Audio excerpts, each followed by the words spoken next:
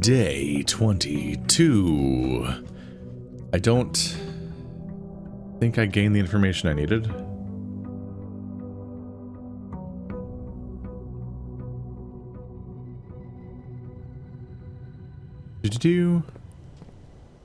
I just had a moment of panic because I was like, wait.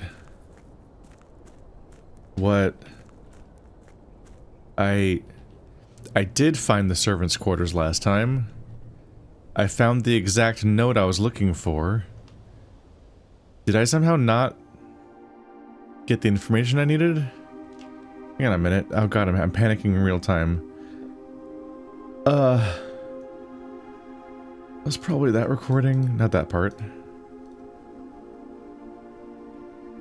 I did find the servants' quarters last time, didn't I? I'm just like... Randolph. Okay. I should underline Randolph. Okay. Just had a moment of panic. I'm like, did I not get any information about this password? That was my goal. Damn. Okay. I don't think I have anything to go on though, because I don't know Randolph's names. Let's see. 4 letters of last name, then the first initial. So it's like Sync 8. Sync H is how Robert Sinclair's works. And then it's like Rot H is Rota's deactivated name. Joan S is Simon Jones. Yeah. Just gonna have to accept it. I don't have this one yet. Man, yeah, okay. Well, I have the clue. I reassessed how the names work. It's just I need to actually get the Randolph's name or anyone else that seems applicable to that kind of stuff. And maybe I'm missing something. I'm sure I'm making crazy mistakes every single episode just because there's so many long-term and short-term goals. You're trying to do the drafting in real time, but you're also trying to have these long-term meta goals that might take 10 attempts to even progress on. But you're also trying to remember to check like the floor for dig spots or coins and things, and like doing micro observations. There's like 4 different time scales you're playing the game on at the same time. Makes it very difficult. I don't love the trading post. I do want to figure out how to blow up the dynamite or take the dynamite, but it just says you can't. Scary, and that's it, which isn't very helpful. Root cellar could be strong for a run. And Hvel lets me avoid the gem economy.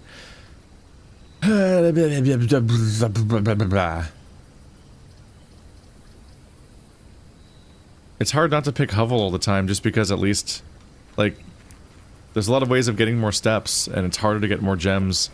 And I would like to benefit from the dig spots, but not only are they really sporadic in their usefulness, but you don't even, like, I spend the whole run trying to get the shovel sometimes, just because of how RNG the game is. It scales me. I want to open vaults and the car. Let me have car keys. There's so many things I want to still get, please. 2 bedrooms are out the gate, okay. Then the reading nook. Let's go and get the key.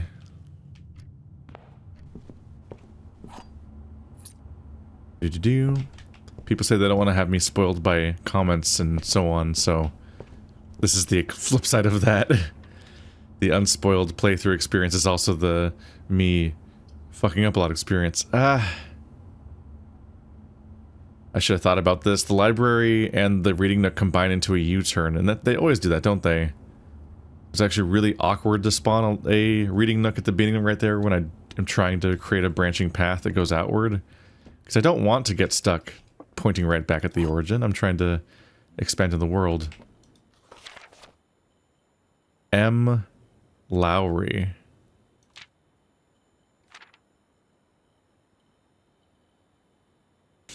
M. Lowry. I'm just writing names down, and admittedly, that's all you need for a password. Capital L-O-W-R-M. is the format. That's enough. But a random guess isn't going to have an admin password. The box next to this box is false. A box next to this box is true. One of them. The box next to this box contains gems. The box next to this box contains gems. A box next to this box is true. The box next to this box is false. A box is true. If one of them is true, it could be this one, saying that this one has gems. But this one says that one's false. But this one could be the false one. It could be... true, true, false could work.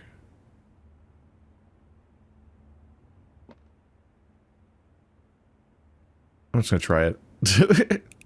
My brain doesn't like thinking about it for this long. Hey! I'm so right. I'm so right all the time. It's so exhausting and hard being so right all the time.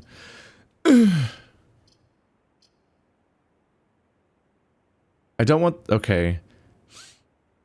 It's gonna very nearly be a dead end. I feel like I want to put the chapel here and just accept that. Because I want to reach the bottom corner for maximum deck spread. And also, if it's near at the beginning, I might not use it. Hey, a gem. Man, I don't need gems this run, though. God damn it. Actually kind of annoying. Look, another chance to get gems, and then coins that I'll lose in a second. Ta-da. I'll pick up this coin, then lose it immediately. And more gems.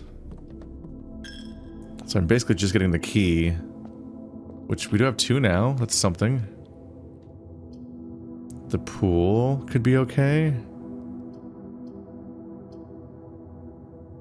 I especially like how branching it is.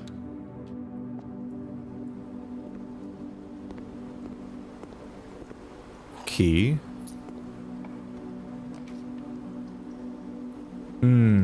Busted use of the hallway. Yep. My logic says not to let things break like that. Anything in here? Otherwise I might leave. Probably shouldn't have walked in. Probably should have tried to peek from a distance. Garage is a dead end. But I want one this soon.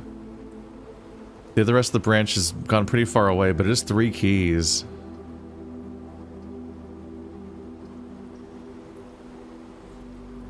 Let's do the observatory.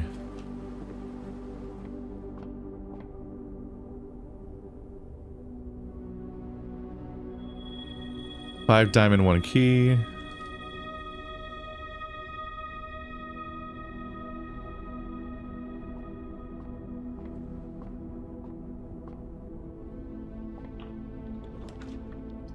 No locks yet.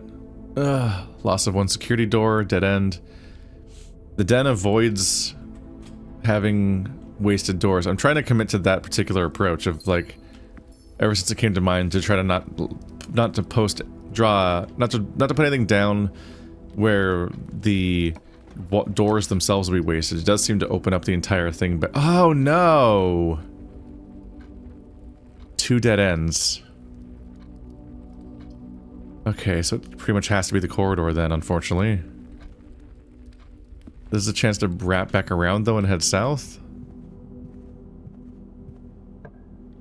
But anything I build there will get cut off there.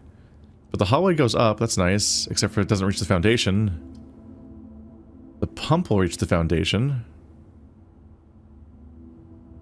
But that would suck, because my goal is to attach the boiler room to the pump, and this will not do that, because both doors will be used already. Shit. Okay. I guess we won't go to the foundation, because the hallway will give me more branching options. I can still go this way to try to head back down. First lock. Up to 5 keys, though. Dining room is nice and open. Everything else is kind of useless. Ooh, there it is, there's the lunchbox. Alright. When you reach rank 5, gain 10 steps. So one, go that way, one door will gain 10 steps. That's a nice upgrade. Especially since I'm wasting even more steps just checking the computer at the beginning of the run. Unnecessarily in this case. Woof. Woof. I either create the bedroom closet and don't get the benefit, I create the pump room and don't get the purpose of why I want a pump room today, or or I create the patio, which costs steps, to then not get the benefit of the patio. It'll put 1 gem in the spare green room. Great. Ugh. That sucks. At least it has a gem. Also, well, I guess I don't want the gems anyway, yeah, so that entire room is pointless. It's just... God, it's so easy to walk past things because they just... The game is cluttered with random nonsense every second you're playing it. It's so easy to miss out for a moment and be like, oh god, wait, important object. Because they look like they're supposed to be here, so I don't question it. Alright, so here's the foundation. I can go here if I want to go downstairs and open up the basement. To open up the lever. That depends on whether or not we're even trying to do a run for the back room or not. Okay, got a 0% success rate so far with these digs. Cool. Cool, cool, I love this for me.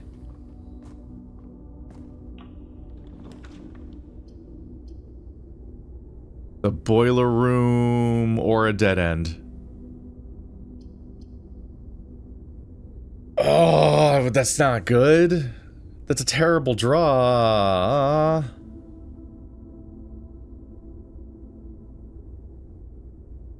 I think I might have to go for the bed. I'll get I think the bedroom for the extra steps right now.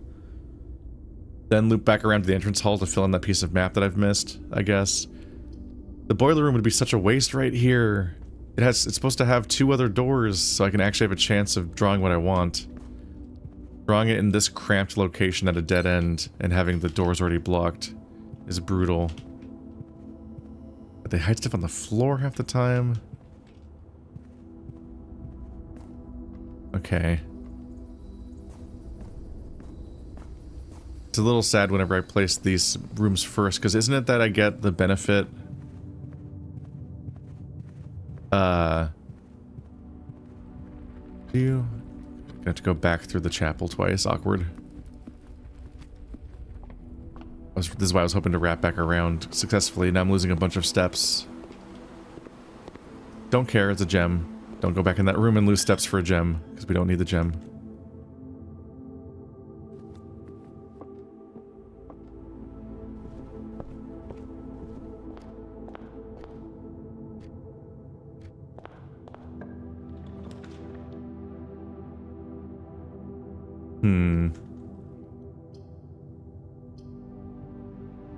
Let's give myself the chance of more branching rooms.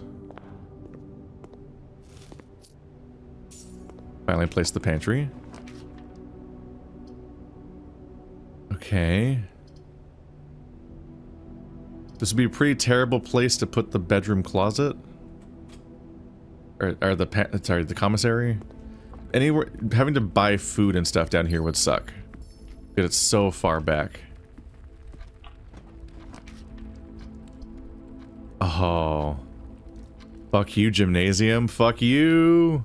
Do you have this? Do you have the boots? The boots though. The shoes. It's a great card to just throw in the garbage right there. The terrace. There's no reason to waste the east wing hallway. Yeah, getting the chance to draw the terrace is pretty nice. That means that all future green rooms will be free.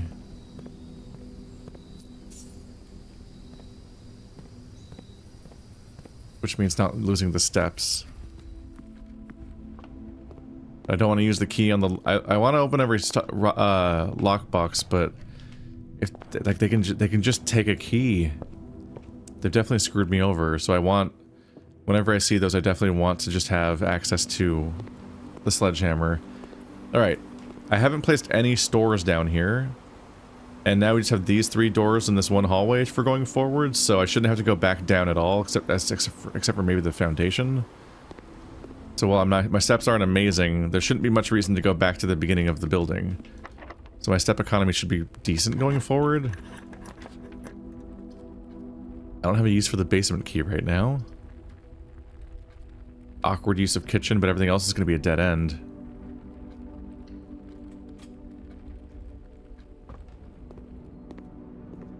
There we go, plus 10 from that.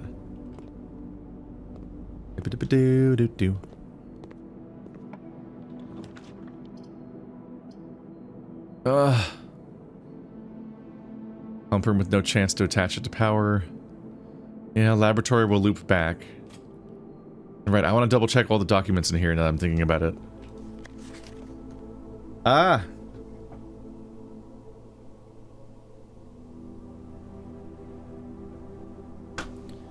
What's your name? Damn it. So Randolph is his first name, right? Randolph M? I need the rest of the M name, not the Randolph name. I need... Was it like Murdoch R or whatever? With R being the Randolph. What's the rest of your name? So Randolph M. Kimberly Thompson.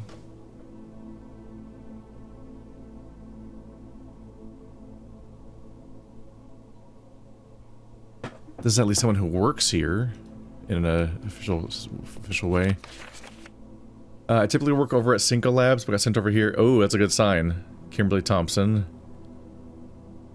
Labs, though, not the data system necessarily. Anyone else's name on here? Fellow technicians, please. Alright. Just how do I get the names I need? Please. Mount Holly. Oh, Mount Holly is not a name.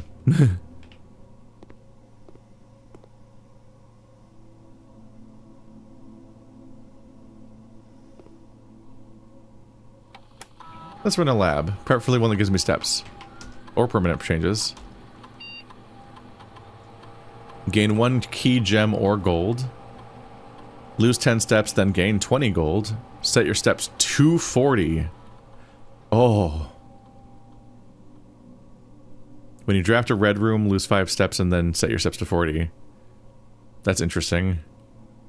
Keep resetting your steps back to 40 with red rooms.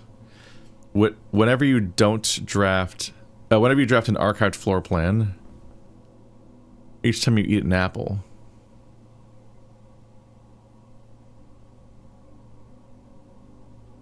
Huh. I think I want to do whenever you draft a red room, lose 5 steps, then set your steps to 40. You have to not be about to die, but you can get a big bonus each time. It's at least something. Each time you eat an apple sucks.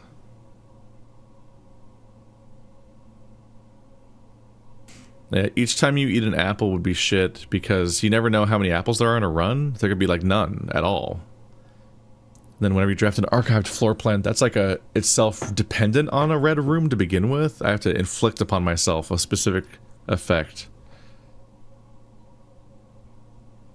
And if it's going to be lose 5 steps regardless, I might as well give myself set steps to 40. This could give me a ton of steps this run. Not ever a lot at once, but I mean, like, I can keep resetting back to being full, basically. Research logs. Fuck, this is not lore, it's me. Right. I want to read I want your names. The office would have... No, I think I've checked the office recently, and none of them have, like... It's not like who you would expect to be named there.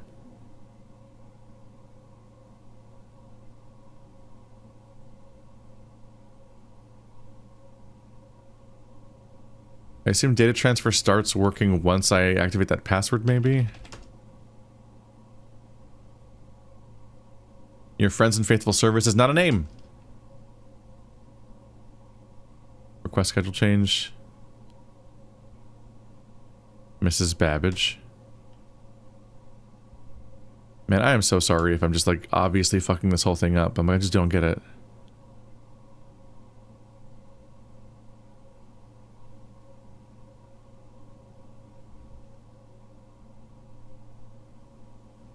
I wish I was Betty, but better, but I just don't think I have the name I need. I've probably encountered it somewhere. I'm on the look for it right now, at least when I remember to, because I'm also playing all the other parts of the game. Keys are getting lower than I want them to be. Okay. Items for sale at the commissary. Locker room. Spread keys throughout the house. Gross.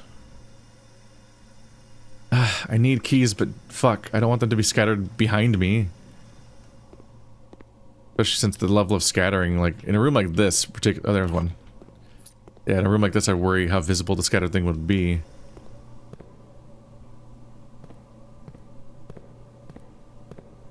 The game does get simplified by being in gem mode, no gems mode. God, I have 15. I would like to spend. I wish you could optionally spend your gems. It'd be nice. Losing the ability to spend your gems when gems also can't be turned into money or anything is brutal. But it is really freeing to be like, okay, because like one of the concerns we had was that like the game, you're afraid to open doors when you're out of gems because you might not be able to play anything that you actually get and so on. So like, what do I do?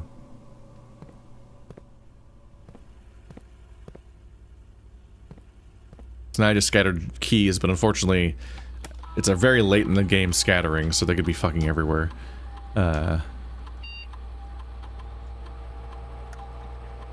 Wait.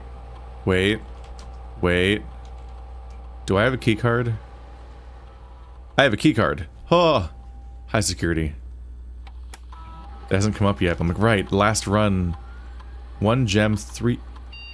Oh, that's 3 keys that were scattered. That's not that many. Yeah, it's definitely not worth scouring the whole level, trying to find where the 3 keys are. I want them, but... Holy shit. That could be so many steps lost. I guess I should still just turn on the part where it's unlocked when the power's off. It just feels... not as necessary. Oops.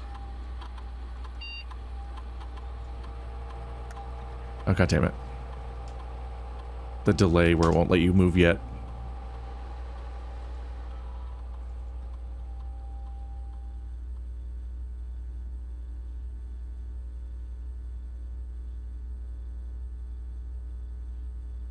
Kind of just paranoid checking all of these data points. Let's see. Oop.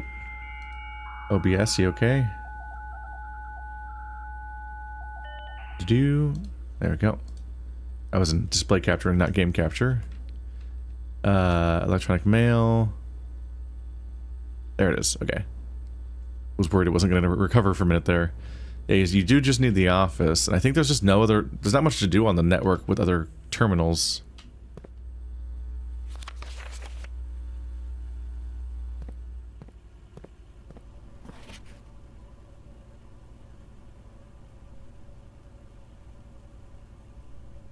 Changes to the punch clock, but this is where we learn Swan Song.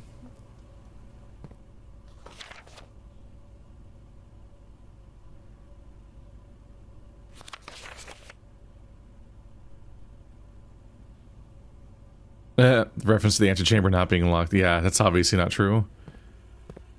There's taunting you with fake statements.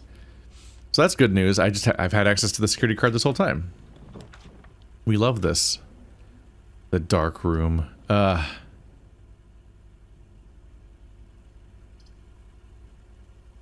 If I could draw the power thing, then I could use this as a lot of movement, but I'm tempted just to draw the secret passage and use that to draw a green room or something. Just to get me deeper into the room.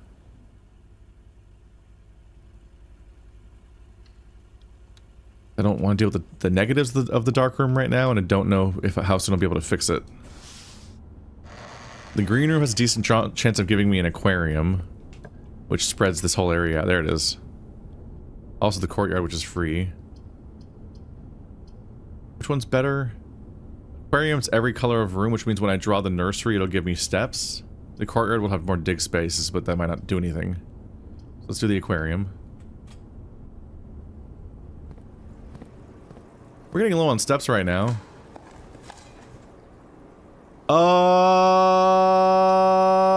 Oh, the aquarium's also a red room, which means it gives me 40 steps. Oh, I'm so fucking smart. I definitely did that on purpose and didn't just narrate out loud that I didn't do it on purpose.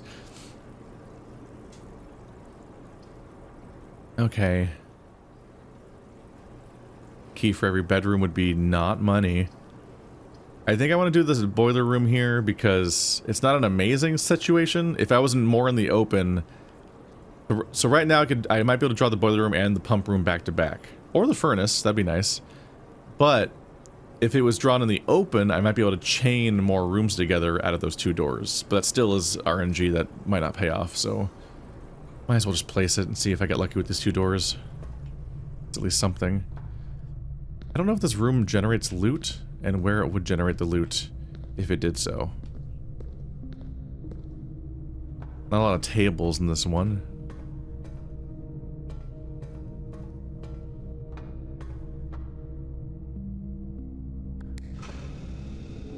Beep boop.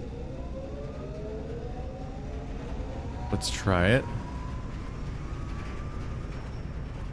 Pretty please. Generate something that's really relevant to this room. No. Okay, let's play the weight room. I've been wondering about this. It says lose half your steps. Hopefully they applied the math here so that it's the best outcome. Hopefully I lose half my steps going down to 18, then lose 5 steps for the effect, then gain 40 steps. Or become 40 steps anyway. Hopefully that's how this works. I'd love to get rid of this room. But it might be bad. Because if they don't do that, and the math's not good, they might fuck you over. I guess the weight room actually, with the effect I have active right now, assuming that the good thing happens and you become 40 steps, the weight room actually is a really good room right now, and I shouldn't waste it here because all the doors are wasted. I should use the foyer because it'll lead to more unlocked doors. Talked myself out of it, where I'm like, hang on a minute.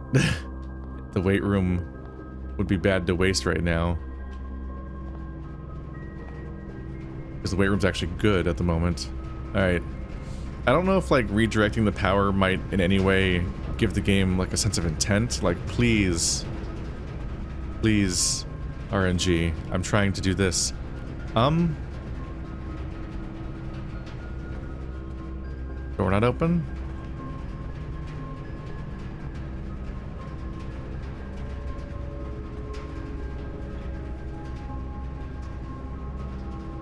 Is it still on? Okay. Running out of keys, though.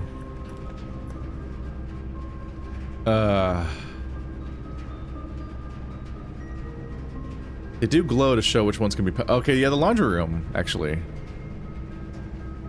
At least the laundry room does get affected by this. Yeah, it's not either the one I was looking for, but it is... That's good. Let's draw the laundry room for the first time, and it's even powered, so it'll actually work. There it is. But I don't know if I want to use it. Are there any items in here? Any lore? Anything to make me excited about having drawn this room? There's nothing? It's just the laundry machine.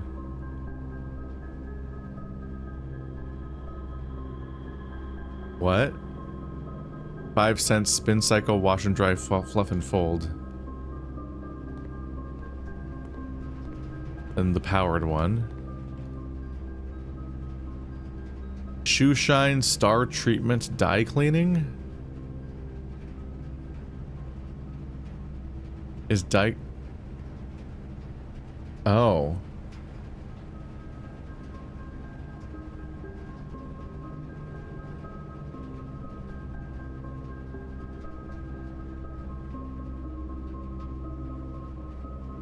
Oh. It'll swap all of my steps with all of my gems. That could be very powerful. Could be very dangerous, because I usually don't have that many steps. I usually don't have that many gems, so it'd be dead in like 3 rooms step-wise, but... It's kind of terrifying how disparate those 2 resources are actually in count, usually. Exchange all of your remaining stars with your allowance permanently? What is my fucking stars right now? What? I might have a lot of star right now. That might be a big allowance, but I'd have to start over on stars by comparison. Exchange all of your dice with all of your keys.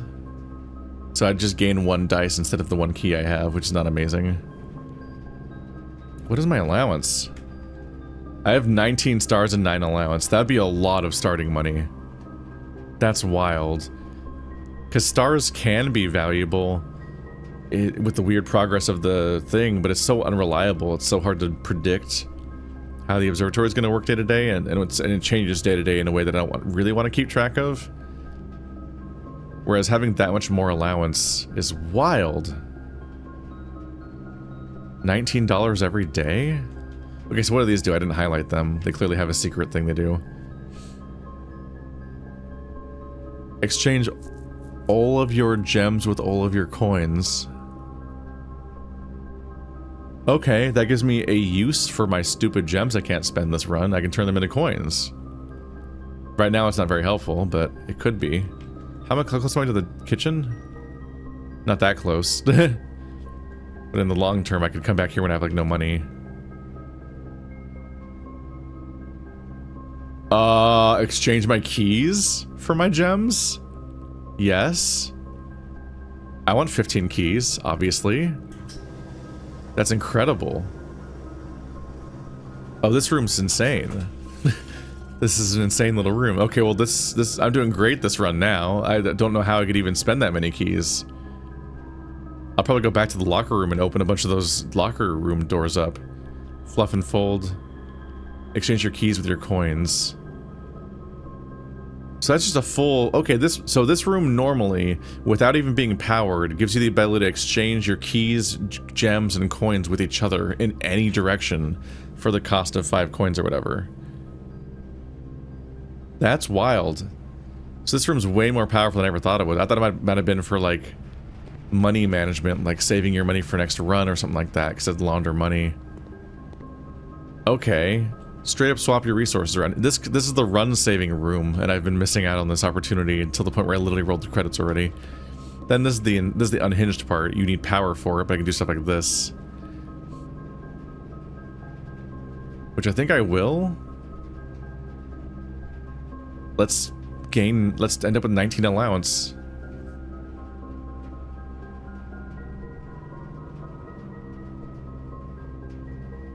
Yeah. Wow.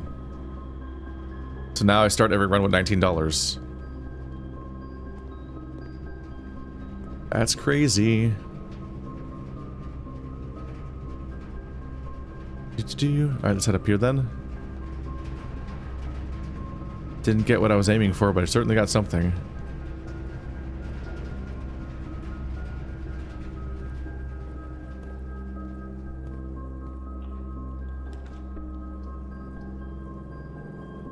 Music room lets me keep going slightly. I don't care about the keys that much, but I don't know if I want the dead end right now.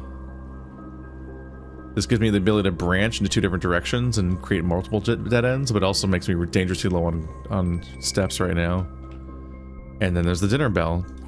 Ah, secret garden. Now all I have to do is manifest that one really cool hammer I had a minute ago, so I can do that. Denoted in verse. Is it always here?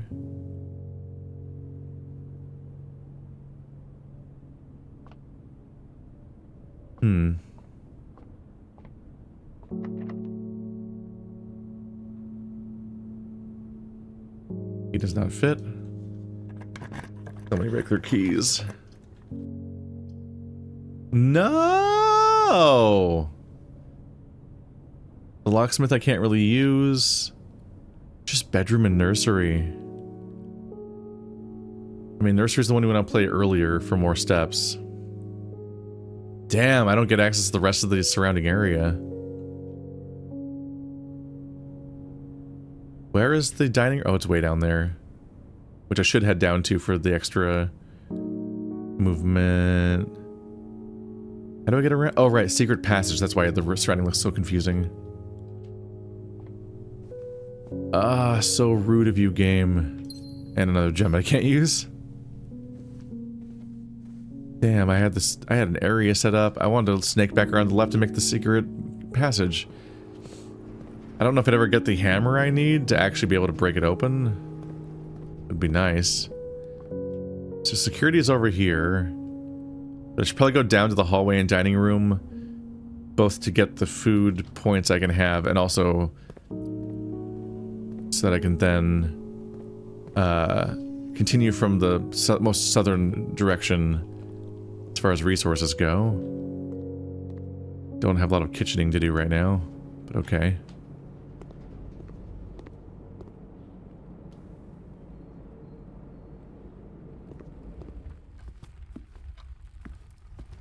I've got to be careful. I don't know where the keys are. Wait, I'm fine. I have this distributed keys don't matter that much because I have a billion keys now. But there's one.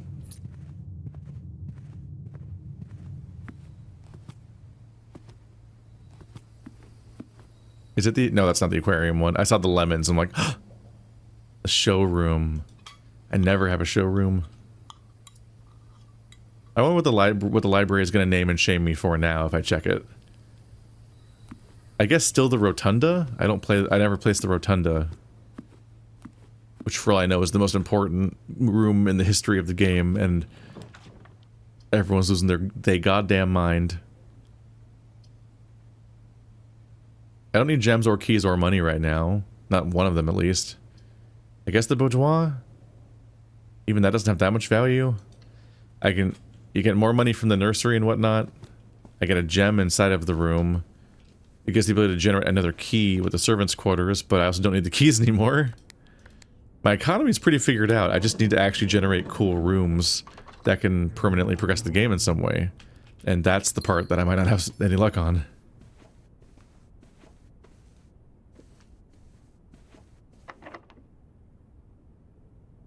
I don't think we're in the right spot for this. No. We just angled left. Alright. Bunk room would be very bad. Only the drawing room lets me turn right. Awkward. I keep thinking I can pick up this phone. Probably because of Lorelei and the laser eyes. Which doesn't exactly have this game's vibes, but kind of has this game's vibes. It doesn't have the randomization. It's more of a slight Metroidvania approach to puzzly stuff. Office, opportunity to spread. I don't care about the money so much right now. And I can't localize it, so it'll go through the whole house. Let's hope for like a cool draw. Mechanarium or the showroom. How many doors with the mechanarium? There's a lab here. Let's see. Kinda wish you could highlight this and it would just tell you how many doors it's gonna have. Like there's a lot of games that are like, this scales with this effect or this number of things. 2, 3, okay, 3.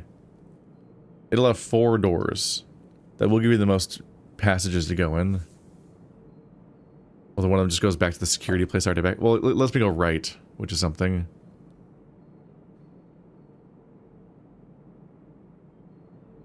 It sucks, but I'm a little worried that if I generate the showroom, that I'm just going to end up in a situation where oh, this diagonal. Oh, they can spawn in fucked up directions instead of ones that make sense. I wonder if it intentionally redirected away from that wall because it can't go that way. Do the diagonal doors open up to be special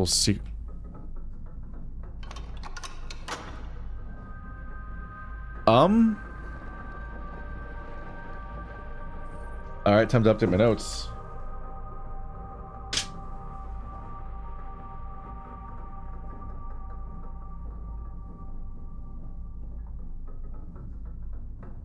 So that's interesting.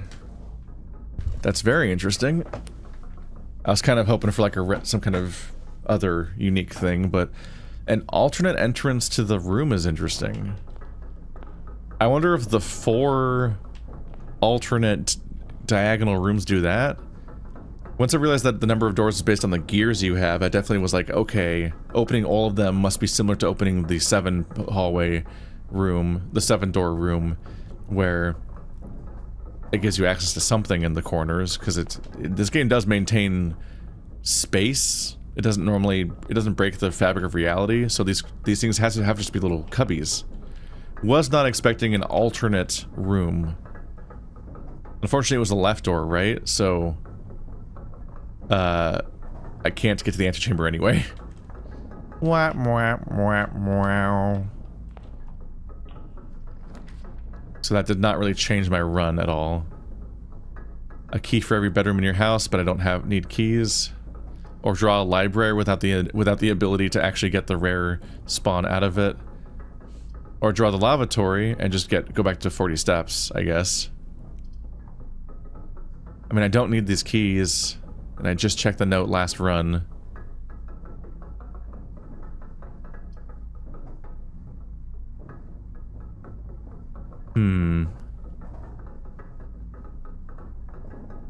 I think I gotta go for the library because it's occurring to me that I can check the book for who rented it before. Oh, also I can open this because who cares about keys right now?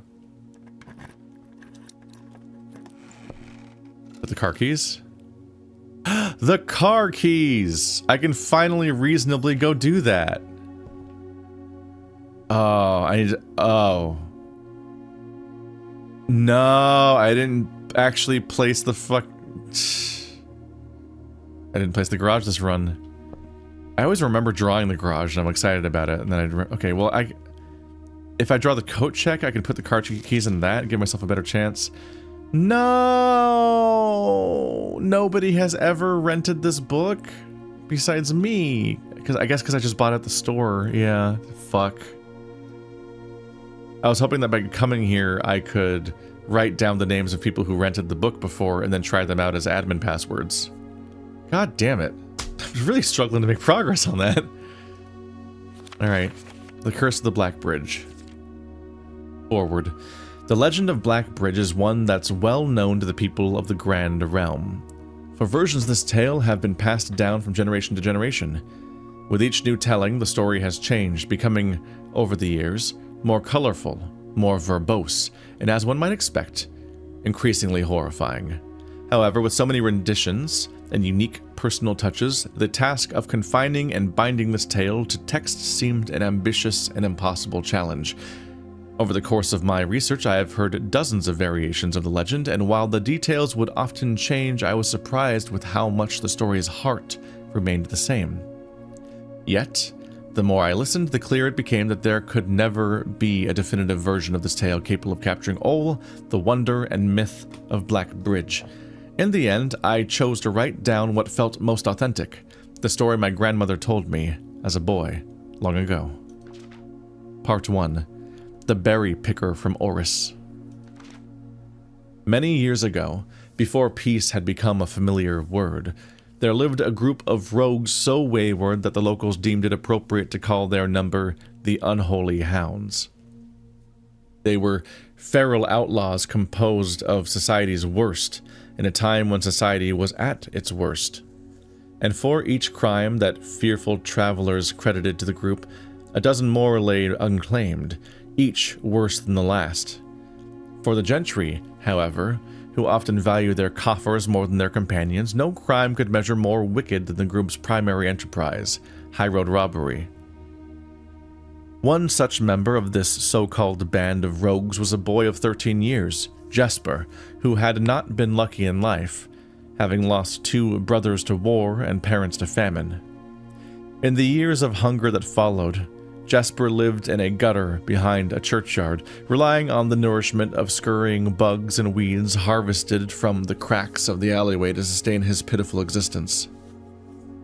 It is not surprising that a child aimed to escape such hardships would take an easy road out. An easy and well-traveled road, paved with temptations, leading out to the city and into the gentry lands where loose purse strings entwine with the strands of salvation and glisten equally with the hope of opportunity. It was this road that eventually led Jesper to the end of his youth, a hidden cave at the bottom of Blackbridge Canyon. It was here that he met his surrogate family, and saviors, that notorious gang of godless outlaws known as the Unholy Hounds.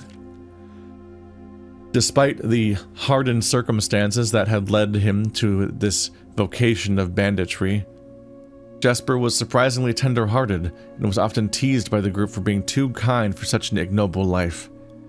For this reason, Jesper was assigned to the innocent role of berry picker. It was not just innocence that set berry picking apart from the gang's more wicked undertakings, for it was the only duty performed without the safety of night's concealment. Jesper, no stranger to solitude, did not protest that he alone worked while the others slept soundly, tucked away in the cave at the bottom of Blackbridge Canyon. On one such occasion, Jesper decided to get an early start. He left the cave, berry basket in hand, and set out into the woods before the morning sun had even brushed against the tallest treetops. It was colder in the mornings, but the headway dawn afforded meant Jesper could reach the furthermost berry patches without worry of being chastised for tarrying upon his return.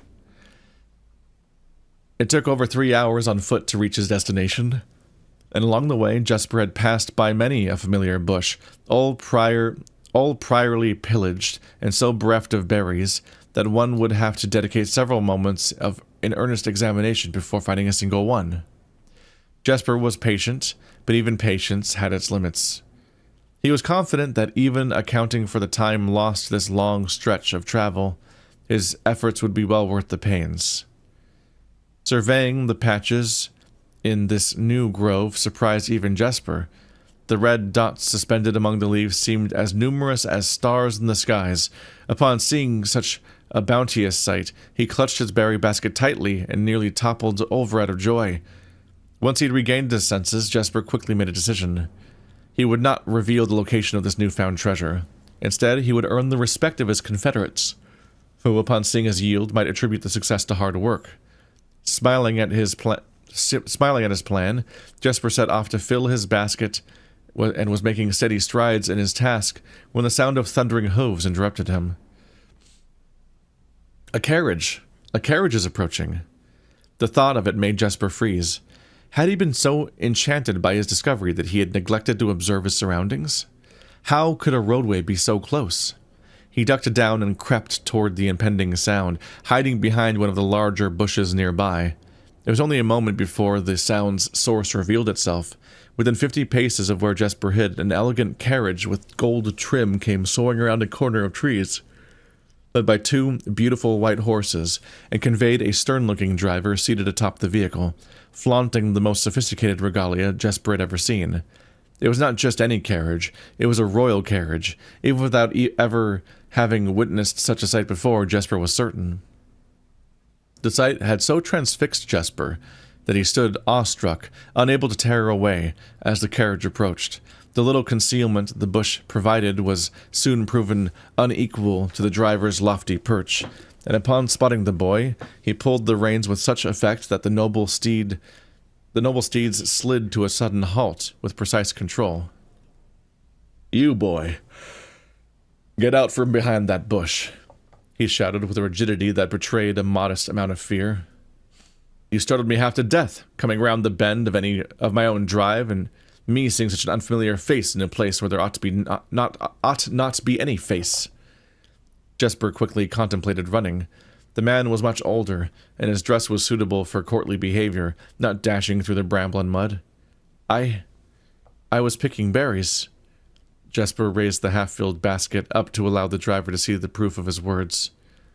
The demeanor of the man suddenly changed. It was a change that Jesper was familiar with. He had many times seen the same stern expressions on the most fiendish bandits melt away when presented with a berry basket. Any suspicions that the driver might have had instantly evaporated, for even the notion of a member of the Unholy Hounds picking berries seemed farcical. The softened expression even made allowances for a smile. "Berries, eh? Say, you couldn't have picked a better spot for them, could you? I used to pick berries here as a boy." Jesper took his cue to finally step forward from behind the bush, proudly brandishing his basket.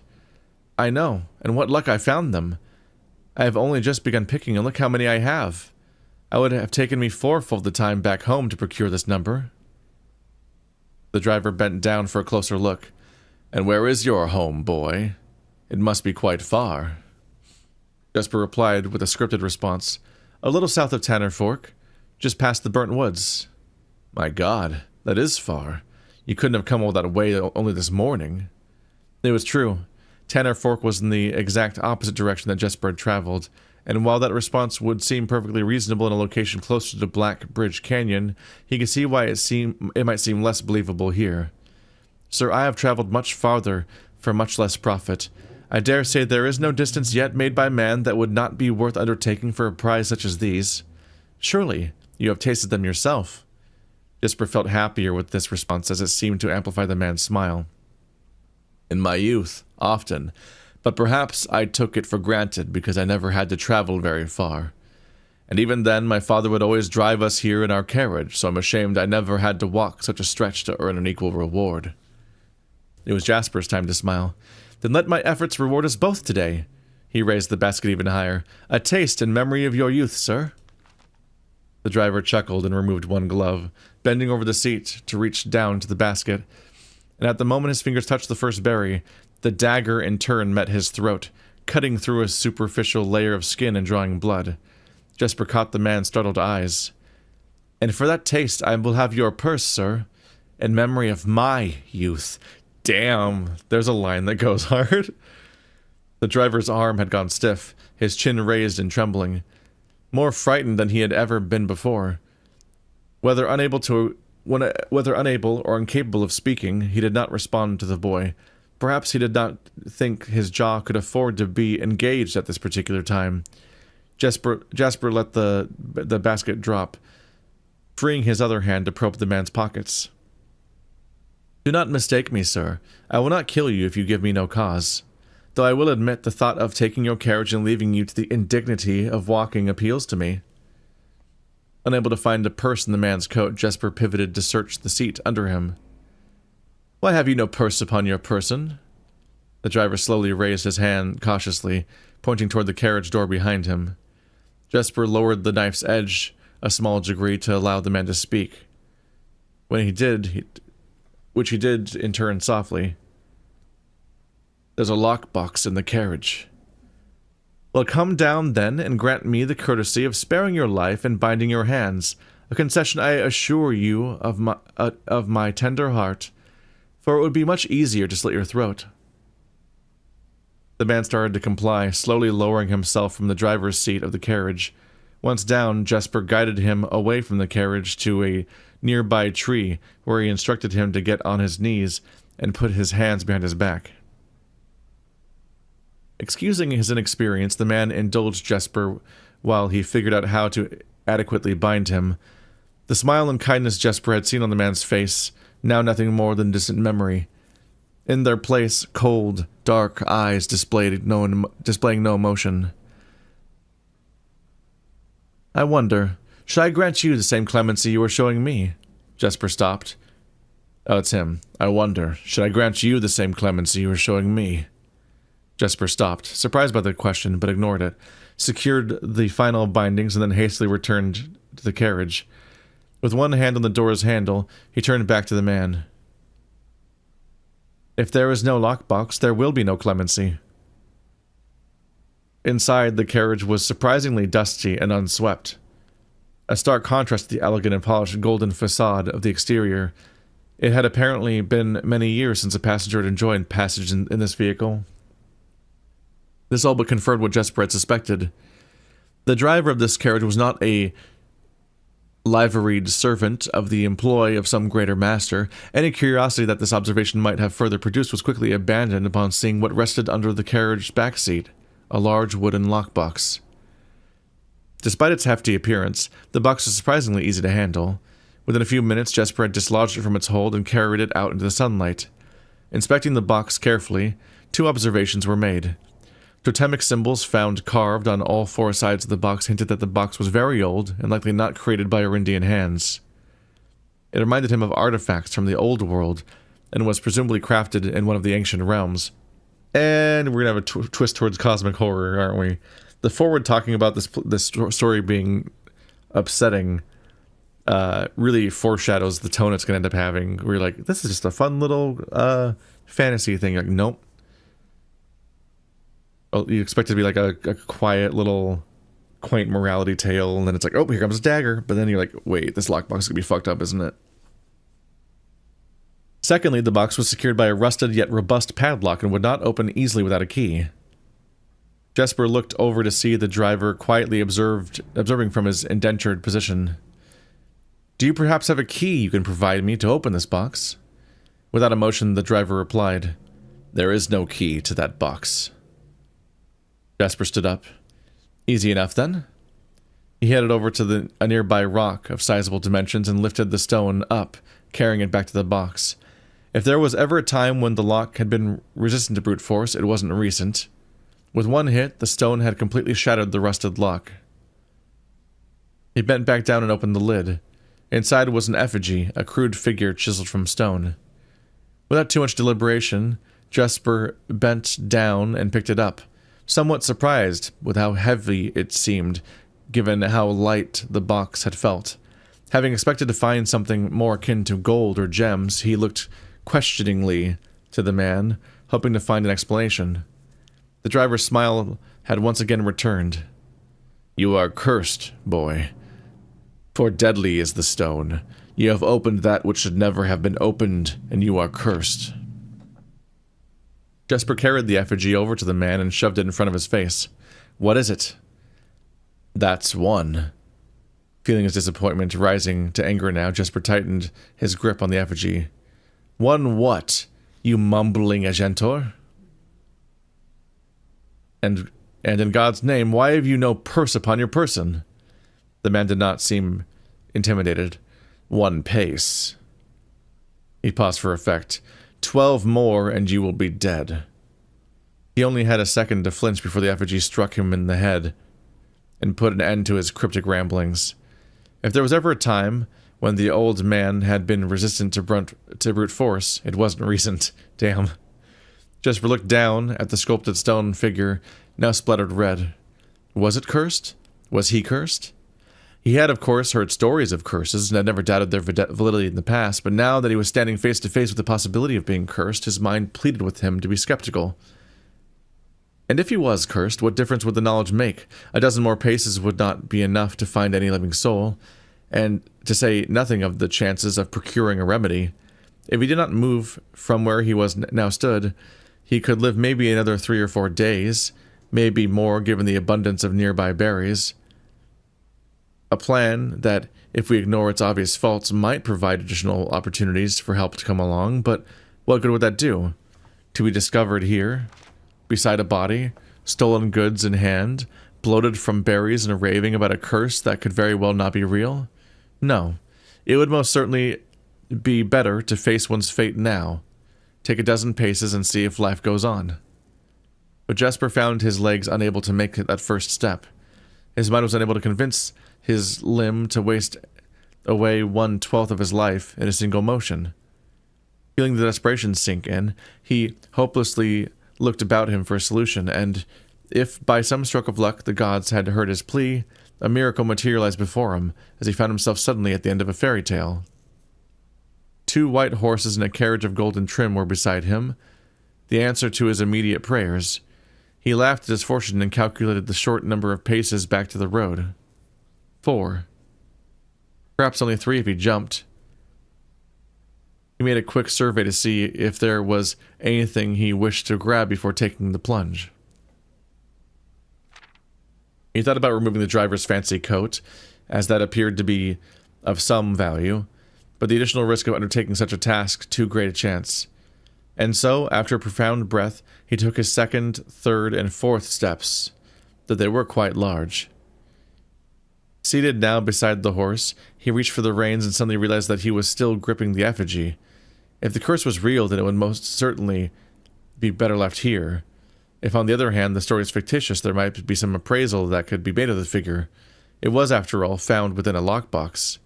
Whose typical function oft secures objects of value. Having witnessed firsthand the horrors of destitution, Jesper found his mind equally reluctant to allow his hand to let go. If it is cursed, I die. If not today, then tomorrow. And if I die, what care have I? And with that statement said aloud, to the horses, seemingly, Jasper took the reins with confidence. Part 2. This is a long-ass story. Oh my goodness. Damn. Well, I did glance over at my timer. I'm like, we are surprisingly this is a surprisingly short episode by this series' standards, and I'm almost got my entire book filled in. My entire layout filled in. I was like bemoaning how I might have not accomplished much besides learning about the laundry room and inverting my stuff. But if I can't save it for later. So here's a half an hour of reading, part 2, Below the Blackbridge. I'm gonna need some water. Damn.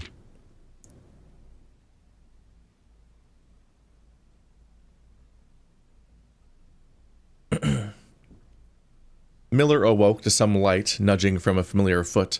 Only one person would have the cheek to awaken her in such ill-mannered fashion.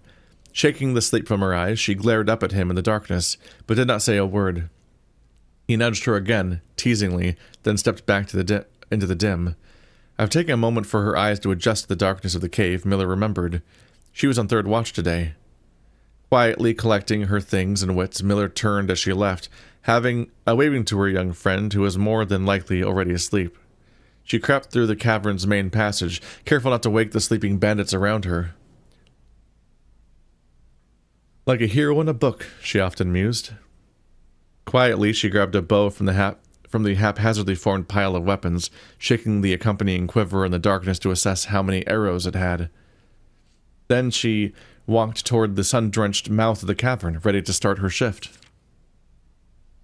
Above her, in one of the few trees found in the canyon, Miller could see that Ravia was already posted.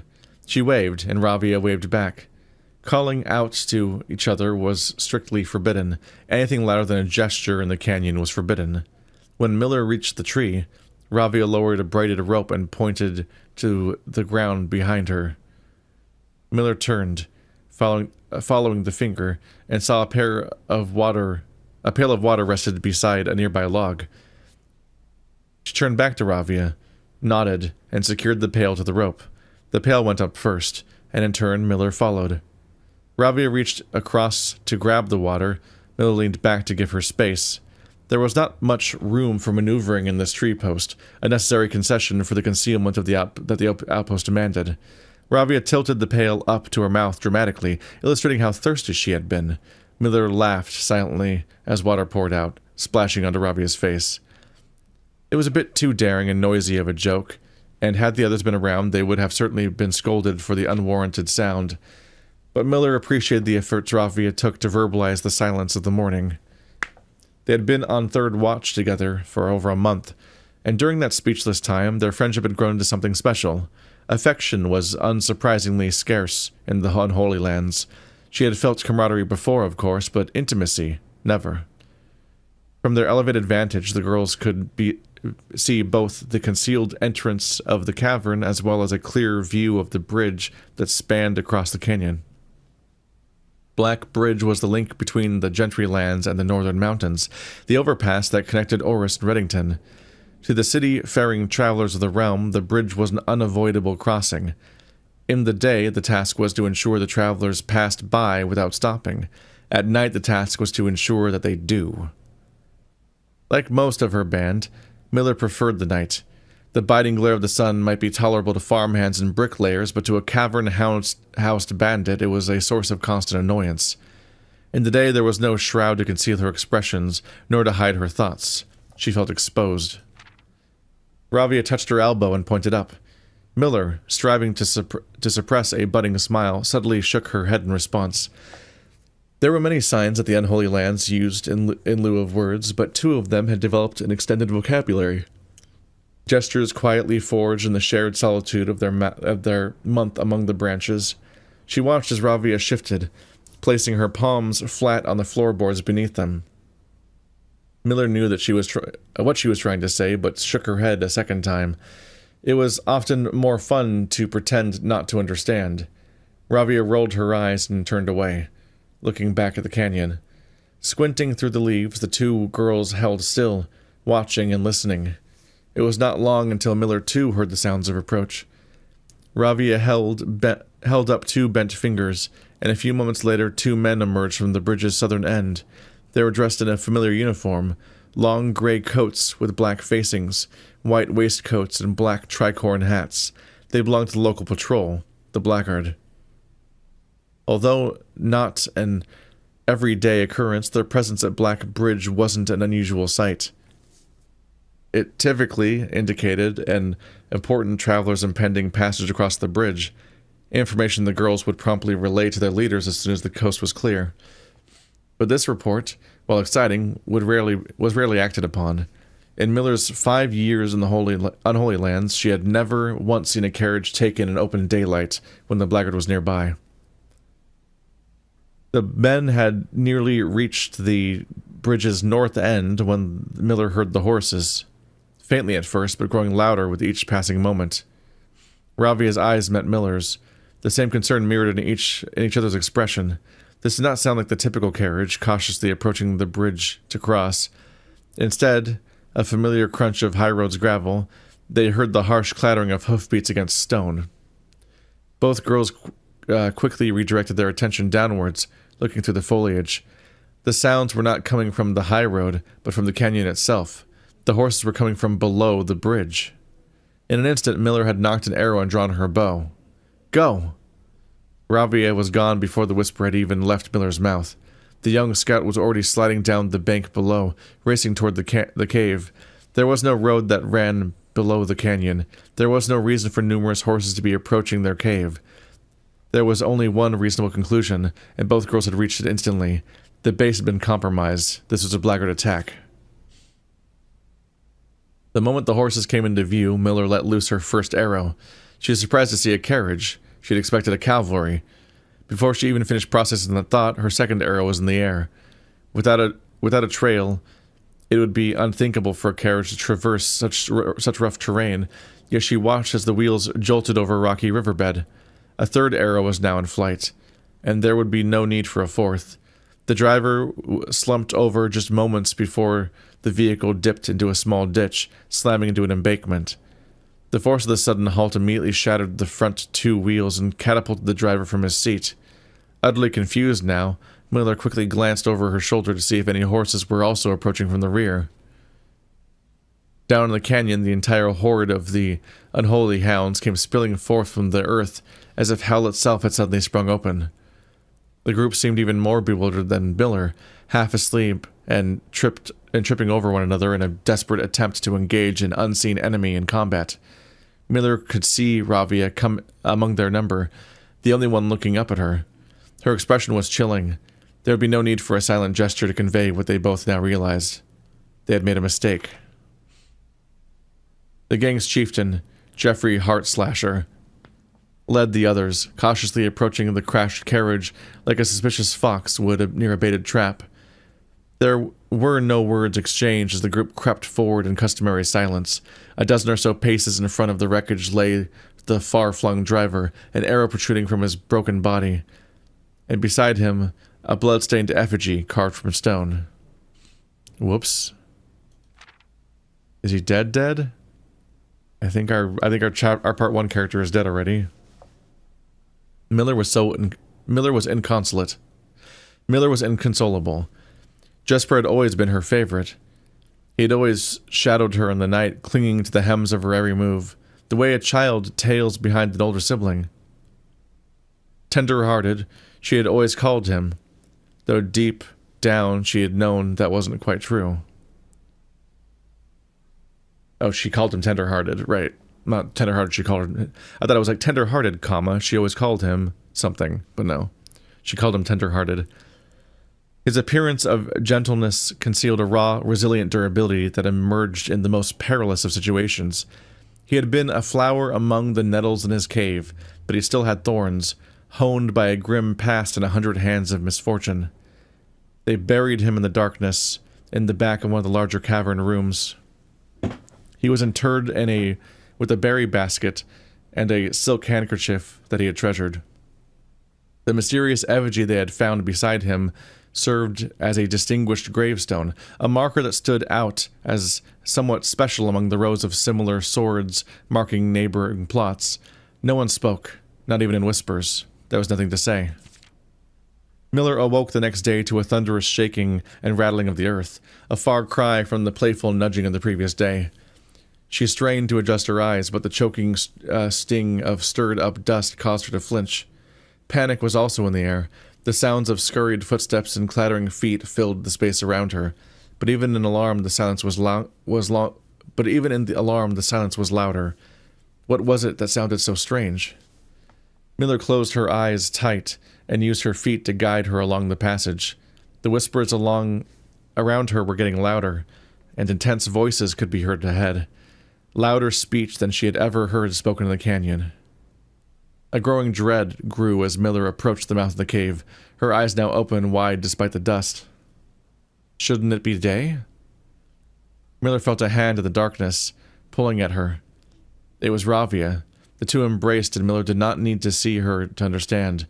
Ravia placed two bent fingers against Miller's cheek, and with that touch against her face, Miller felt the same sinking feeling from the previous day. Two bent fingers confirmed that what Miller had suspected. The girls had forgotten to relay one critical piece of information to the others. An hour or so later, the screams began, blood-curdling cries of hopeless desperation. Captain Fordick Lee of the Blackbridge looked down from the ridge of the canyon to the collapsed entrance of the cave. "Ah," he grinned. "Now they speak." Yeah, once it was dark and they were like, "Shouldn't it be day?" I was like, "Oh, the front of the cave's been caved in." Well, that was a disaster for their entire organization, wasn't it? Is there anything in here I care about? God, I played this game a million years. Inheritance. Oh, it tells you when you finish the game, essentially. Total stars has been reduced so that allowance can go up. I have not found upgrade discs for a while. I want more. I want the smoothest, craziest runs, but I also need to figure out... I want more keys and gems in general so that I can then see if I can find any way to, like, increase the rarity that spawns in this game. I don't know if that's a mechanic, but I could really use the game letting rarer things spawn more frequently, but I can only do that if I have the gems or the Hvel. Okay, it said 8, so I've made 4 of the contraptions. Don't know what this entire page is yet, which is scary. Rotunda, showroom, master bedroom, yep. That is, yeah, I never placed a single one of those 3 rooms yet. I never see the master bedroom. Do you just have to place a bunch of bedrooms to spawn it? It's getting late enough in the game that I want to have always... Obviously, I want to always be working towards a goal in a given episode. I'm always worried that I'll just be wasting everyone's time in the long term, getting stuck for too long. And so I'm just always worried that, like, I might just get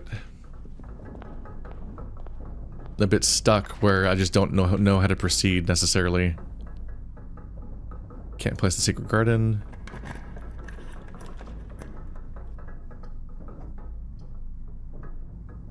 Okay, select a new floor plan to permanently add to your state's draft pool. Didn't I want the utility closet for something? Wait,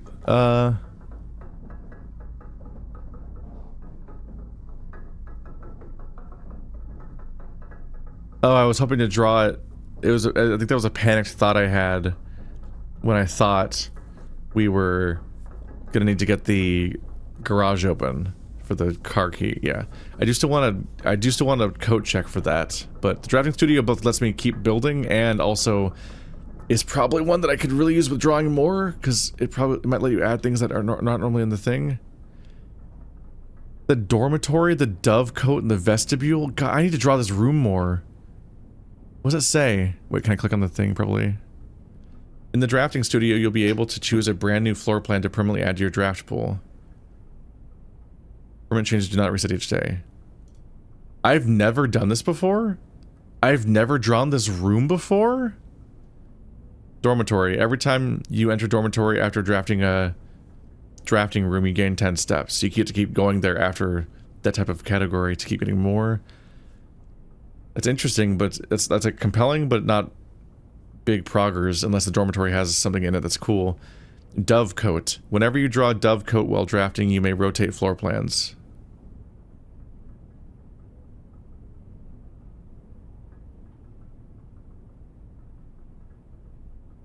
That sounds insane.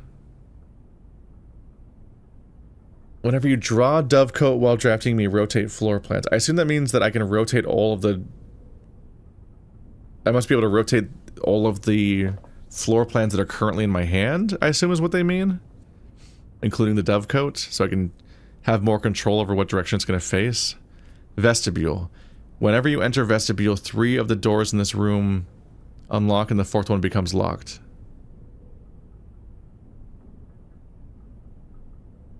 At random? Huh. These are interesting mechanics.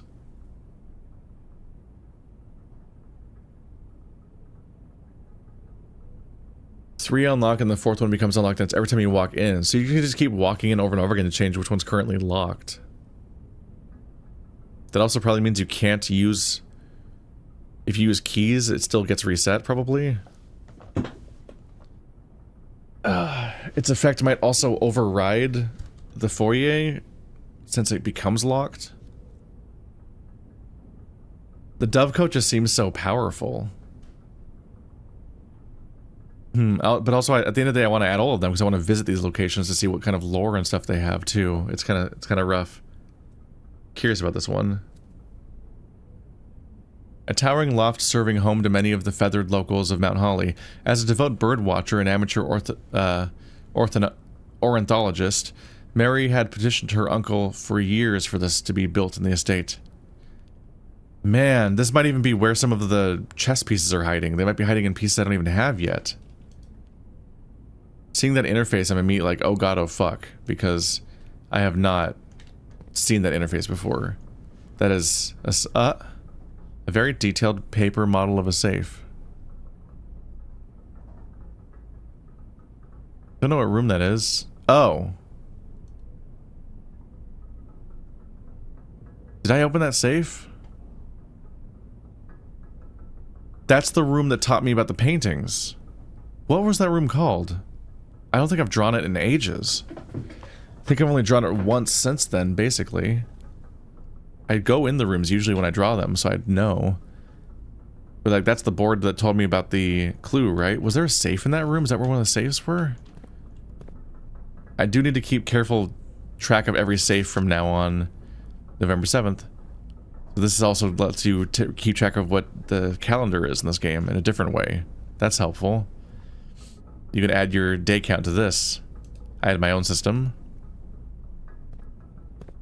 Man, okay.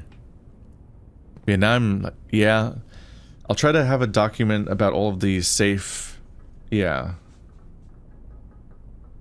Wasn't there a... The red envelopes, yeah.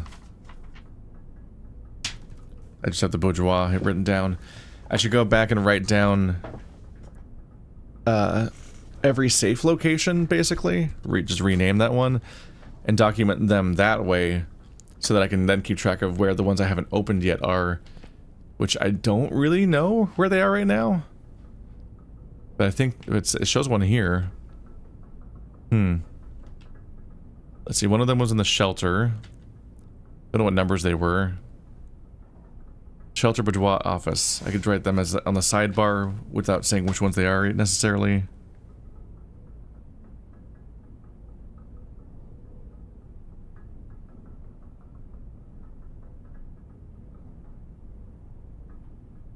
Just to keep track. I'm only going to write shelter and office because I haven't actually confirmed that this one that I'm looking at right now. So I'm not really sure if it means what I think it means. The Great Hall partitioning plan for Saturday, November 28th.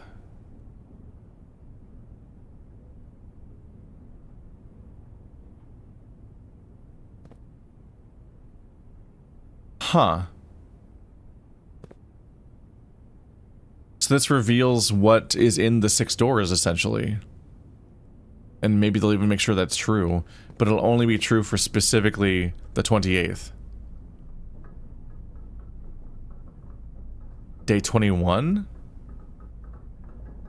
Well, this is day 1. So it'll be 27, yeah, 21, day 22. Is today 2020? Wait, is today day 22? Is this updated every day to show me what the current Great Hall's partitioning plan is so I know where to spend the keys? That's fascinating. But also I can't look at it that closely, so I can't see what's in those back rooms.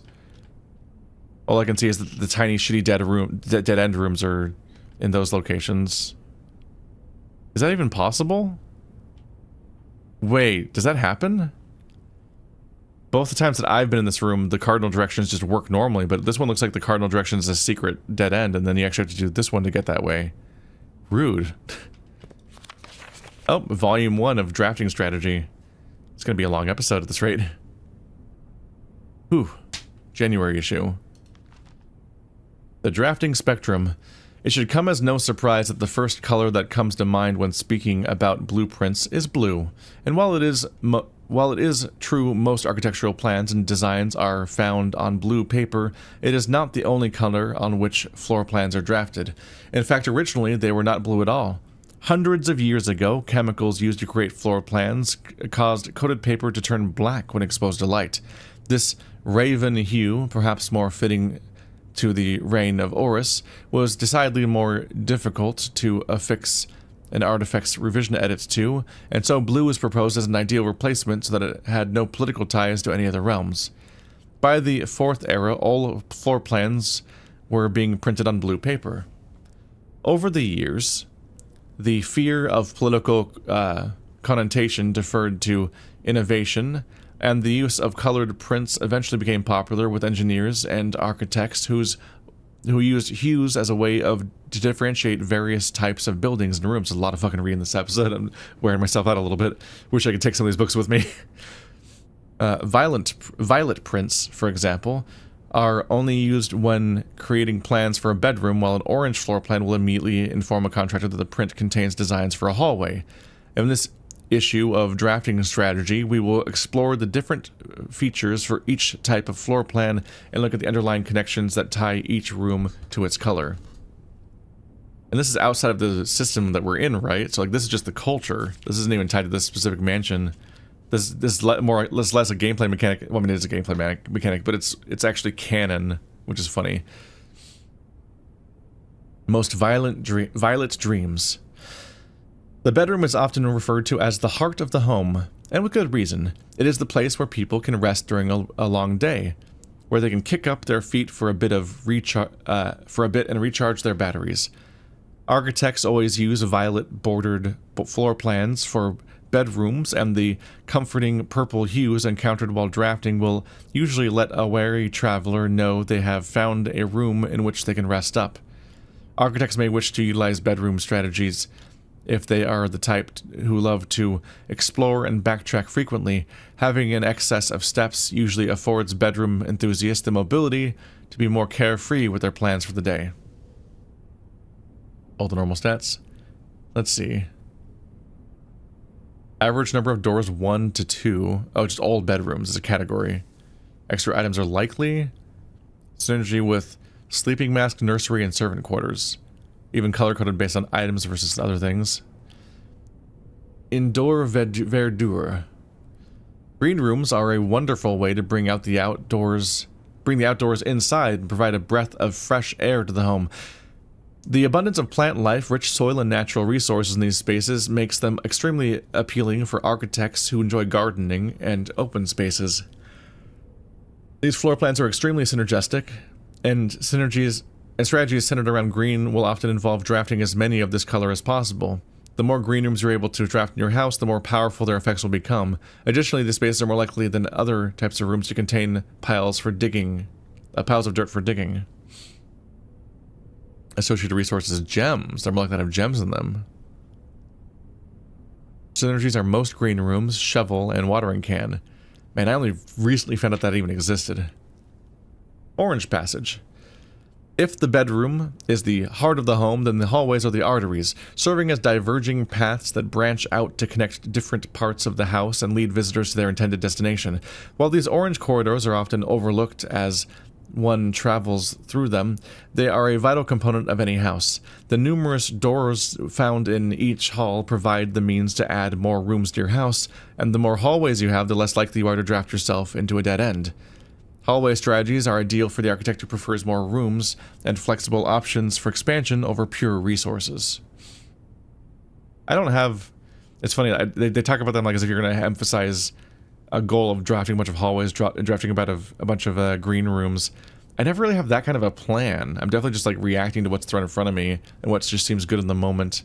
And I'm just kind of leaning towards whatever will give me the ability to keep filling in the screen as best as I can to have the best chance to fill at reaching whatever is cool in my deck. As opposed to these like ideas are specifically like, I'm going to have a hallway based house. I have definitely like I've had a green based house before on purpose, and I've definitely had a classroom based house twice because I was like going for a specific goal. But aside from that, let's see, extra items rarely. Foyer, lock, pick and kick, hall pass. What is that? What does the hall pass do?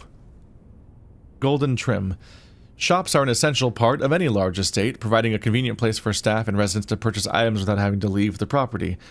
Weird. It's your property. Including at least one of the floor plans in your house will provide you with an outlet for any coins that are found during the day. Strategies that involve generating lots of gold will usually want to draft multiple shop rooms to expand the range of shopping opportunities. These floor plans are bordered with shades of gold, enhancing the sense of luxury and refinement in the shopping experience.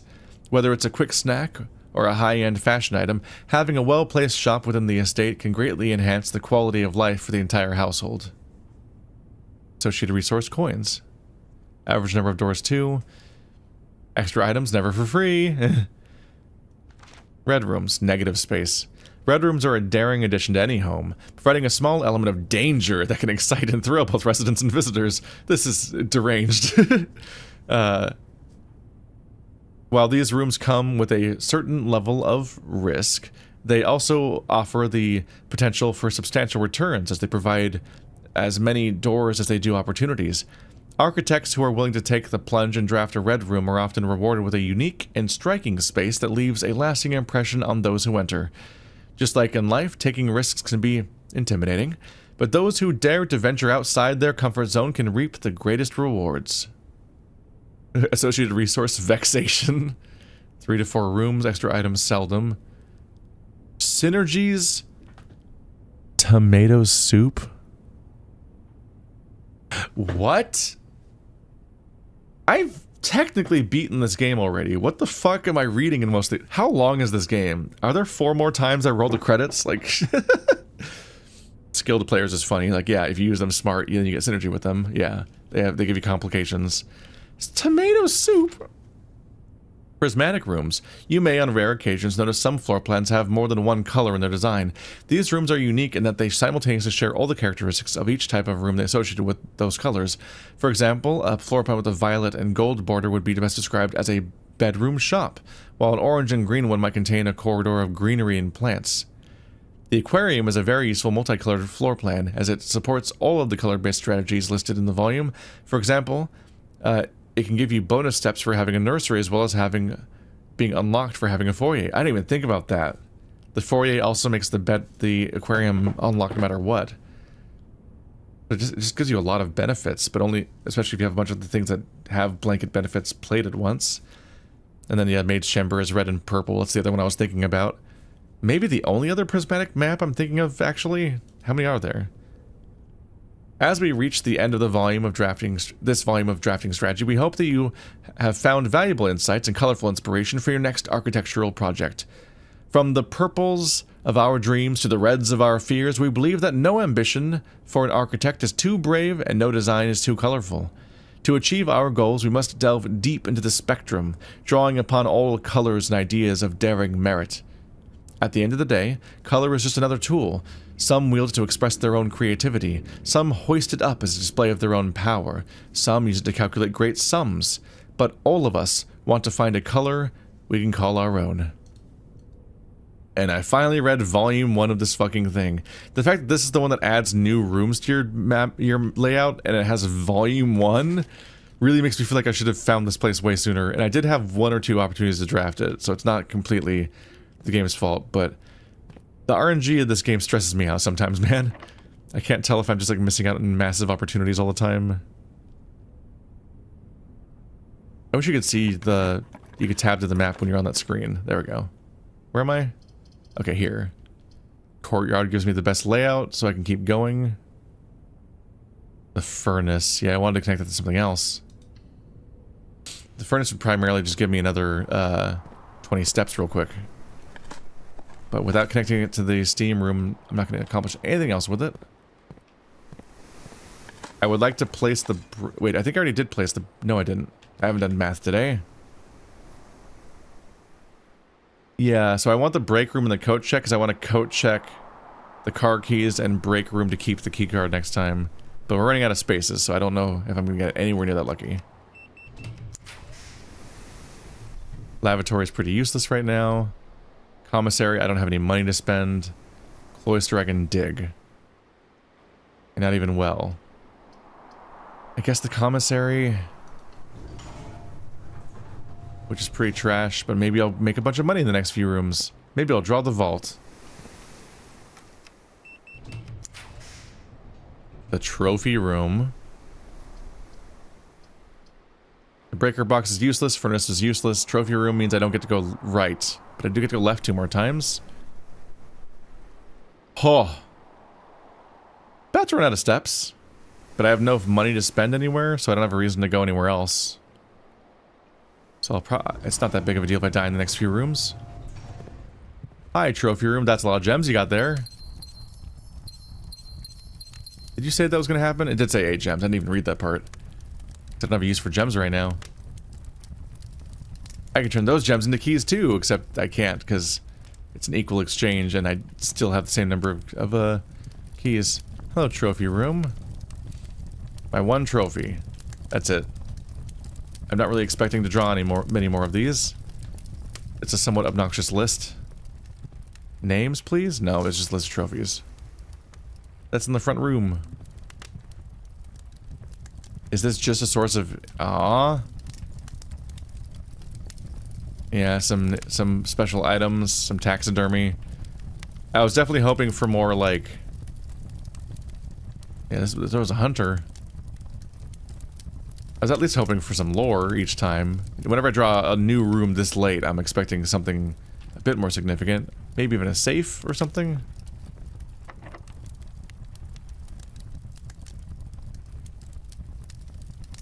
Do I want the secret garden? I think I should hold on to the secret garden and give myself the ability to maybe coat check it. Maybe even more than the car keys, because it's harder to get, seemingly. If I coat check the secret garden, then I can intentionally draw it out whenever I make the cool hammer again, and then go beat its wall down. The attic.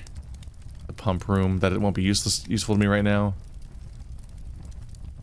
Man. And the attic I can't even build. The pump room at least gives me the access to 1 more room. And might let me shovel? Yep. I remember. Ah, coins. So useful right now. Yep, still haven't been able to attach you to the thing to power this little fucker. I need less water in the system. Work!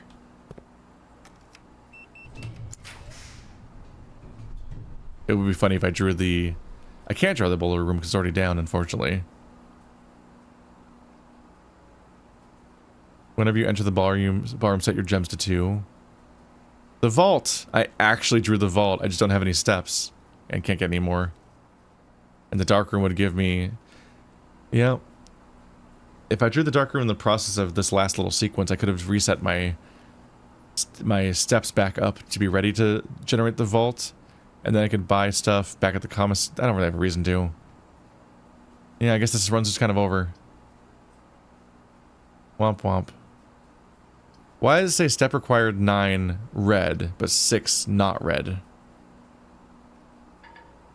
Yeah, I'm like, they're red. Oh, maybe it becomes red only after you click on it.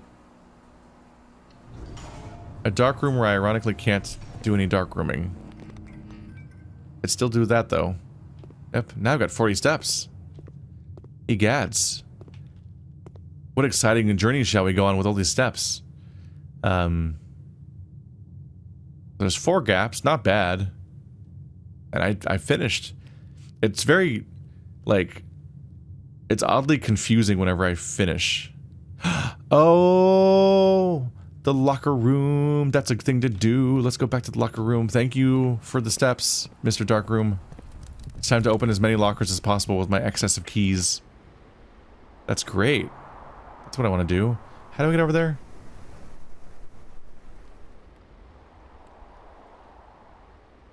Okay, how do you get over there? Secret passage. Yes. But this doesn't connect to there. I think I have to go all the way around through the mechanarium. It's confusing. Okay. Do do do do do do do do.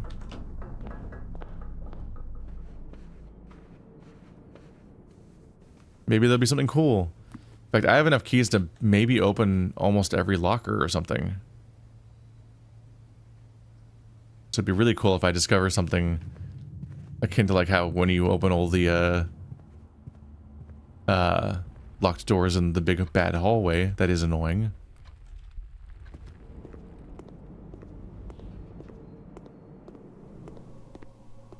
Or maybe even just a fucking admin password, you know?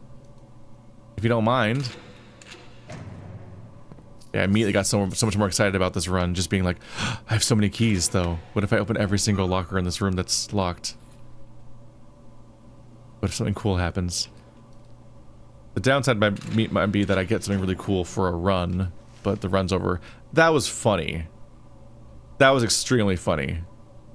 I said, what if the downside is if I get something really cool for a run, and then I draw the running shoes while I'm saying that. Not what I meant, but funny.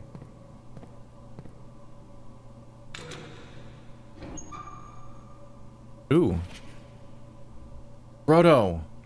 Where is the rumored room 46? Connection? Moon connection. Theorized possible locations north of the antechamber, below the foundation.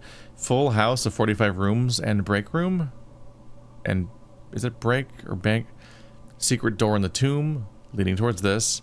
Doesn't exist. Red herring. Oh, the idea that the room 46 doesn't exist. Grotto! They drew a fish. You said grotto! Damn it, you're gonna say grotto on a note and not give me a fucking password? God damn it. Well, I know where room 46 though is. It's north of the antechamber, technically. If you get the keys for it. Not the most useful amount of money, but I can... Maybe I can go spend it somewhere just to feel good about myself.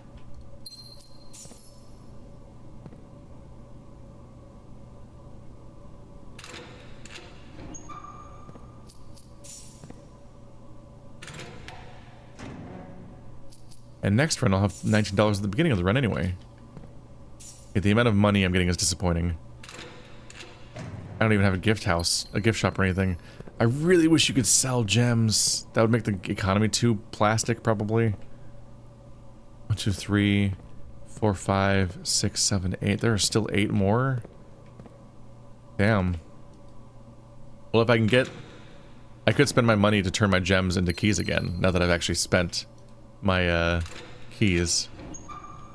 Another key! That's funny. Well, I guess I'm using that one.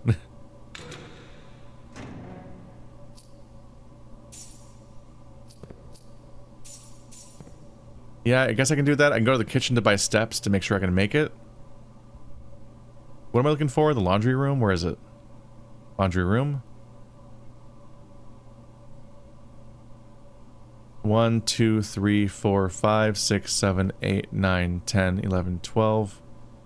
I can more than afford to go all the way there and then also get food if I need to afterwards. So now I get to have 16 keys. This is silly. The laundry room is absurd. And that's the part you have for free? If, you know, free as in you place the laundry room. This is the part that you have to pay for with Steam, the hard one. Swapping your steps and gems. Like if I did that, if I had placed a red room that did that, I could have 40 keys. Swapping dice and keys would be interesting. A way of getting a lot of dice is actually kind of a big deal. Let's see. Gems and keys. Yep.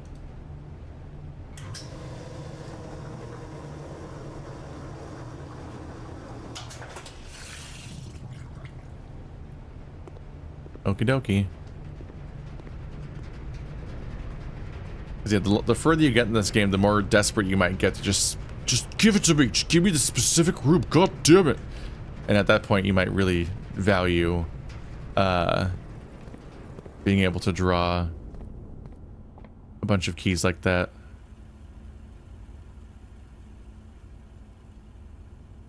Be okay to just go to the commissary? Wait. Confusing layout overall. Is that my only store? Kitchen, laundry room, commissary.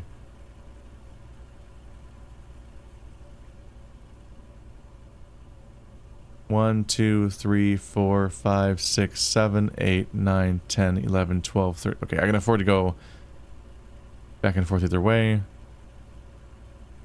I want to save my money for the commissary for whatever I happen to feel like wanting to make. Oh yeah, that's still at my boots triggering. Oh no, I go through the kitchen. I keep forgetting this is an annoying layout. Okay. Let's just have a club sandwich.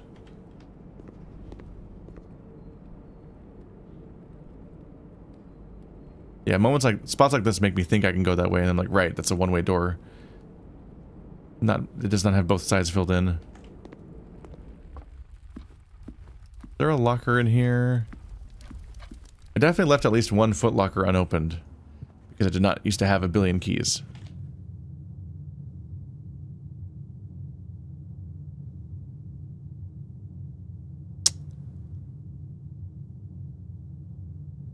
God damn it. Ah! The step economy kills me sometimes when I forget things. Damn it. I was going back to the locker to finish opening the lockers. I just was tempted to go to the commissary because I had so much fucking money, but I gotta finish the lockers first, obviously. Damn it.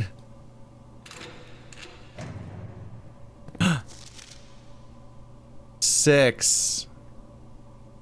Mathematics worksheet directions.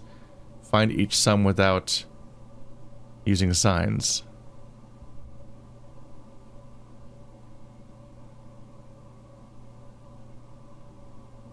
Six or zero?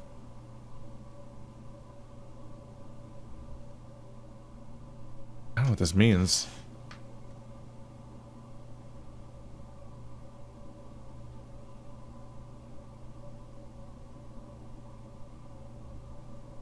SIXORO. Like recreate the little grid. I don't know if that will ever come up. That's just a weird little thing. Having shit written in red over something just kind of inherently screams puzzle solution, but it could just be actually just doing the form. Very weird.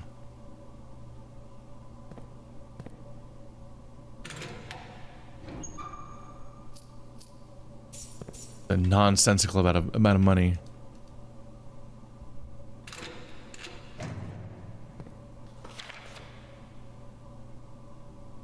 Kirk Darren is a pseudonym. Okay. What's the rule about green notes? Blue means true, green means... Green memos in Hartley's handwriting are false.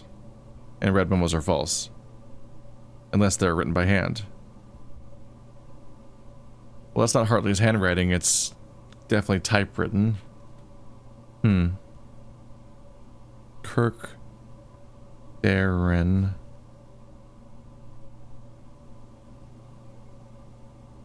is a pseudonym. Don't know what that information applies to, but it's a whole note. Huh. Who is Kirk Darren? At least I'm increasingly writing names down, but I don't even feel like I've heard that name once yet. Last one being empty is a bit of a bummer.